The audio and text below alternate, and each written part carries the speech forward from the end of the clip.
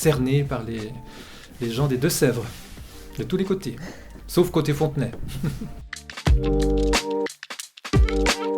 Alors, il se trouve que cette nouvelle paroisse, c'est la réunion de 2 anciennes paroisses dont j'avais déjà la charge.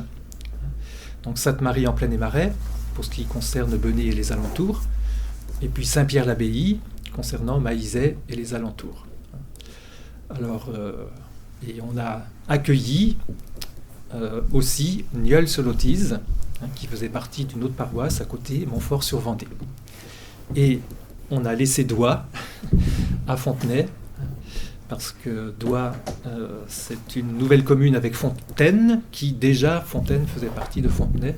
Donc voilà, pour une logique de territoire, on a laissé Doigt, mais on a accueilli Nieul, donc pour une population à peu près équivalente. Une partie plaine, une partie marais, une grande partie marais même, parce que la paroisse s'étale entre Benay et Vix, donc ce sont les 2 extrémités, ce qui fait une distance de 25 km à parcourir de temps en temps. Alors vous imaginez que quand je me déplace pas uniquement pour une chose, j'essaie de rentabiliser les kilomètres, quoi. Mais je dirais que ça s'est fait avec l'Esprit Saint. Voilà. C'était complètement inattendu. Puis un jour, je me souviens très bien, j'étais en réunion de doyennés, des équipes pastorales de doyennés.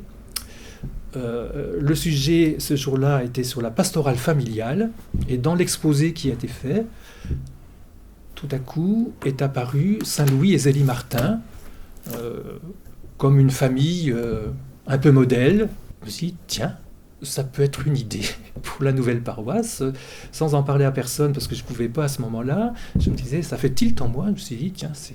Le lendemain, je reçois au presbytère une des personnes qui tient la permanence, là, de temps en temps, puis qui me dit comme ça, j'ai pensé à quelques noms pour la paroisse, tout ça, et... il y en a un, je ne sais pas si je dois le dire, parce que c'est un peu compliqué, peut-être un petit peu long, et puis... j'ai dit, à quoi t'as pensé? J'ai pensé à Saint-Louis et Zélie Martin. Ah! Alors là, je me suis dit, deuxième alerte, j'ai dit, bon, y a quelque chose qui se passe, quoi.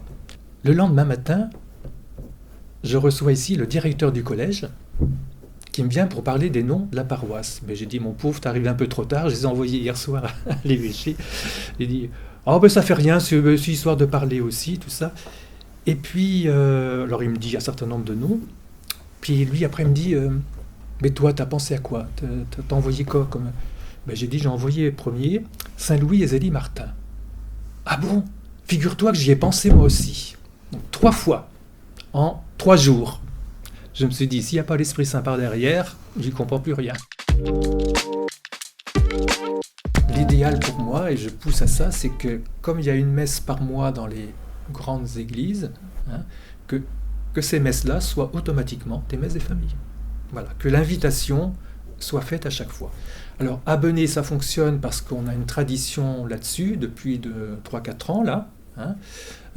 Ailleurs, ça commence à venir. Bon, Nieul, on va faire une deuxième messe bientôt, là.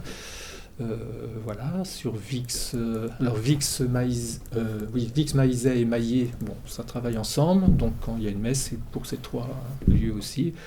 Voilà, moi je pousse vraiment pour que chaque messe qui est mensuelle, en fait, dans ces lieux-là, soit un événement, et que les familles soient invitées, ou que, voilà. Dimanche prochain, donc c'est à Benay, c'est le premier dimanche du mois, ce sera aussi la messe annuelle où on invite tous les futurs mariés.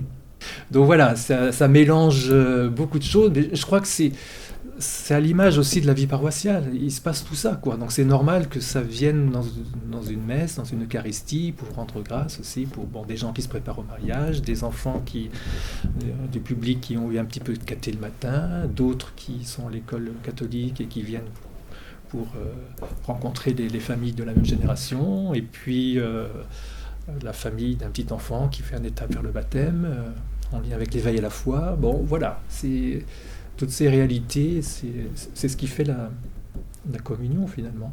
La communion, c'est l'image faudrait que nos rassemblements soient l'image de ce qu'on vit tous les jours, quoi, ce qu'on essaie de vivre. Et en même temps, la source de ce qu'on veut vivre. Cette année, on aura le jeudi saint donc à Saint-Pierre-le-Vieux, on aura le vendredi saint à Danvix, et puis la veillée pascale à Benay. Voilà. Et puis le jour de Pâques, ensuite. Donc les jours de fête, après les grandes fêtes, on remet 2 messes en la matinée, parce que exceptionnellement. Voilà. Et voilà, bon, c'est autour de célébrations qu'on va essayer de soigner. Alors pour l'instant, bon, il faut penser la préparation, donc il y aura sans doute, enfin j'espère, l'aboutissement de toute notre réflexion de carême autour de se prendre soin, voilà, corps ressuscité, bon, voilà. Après Pâques, le temps pascal, il y aura les premières communions qui arriveront, profession de foi aussi, le 21 mai, la première communion sera au mois de juin, 4 et 11 juin.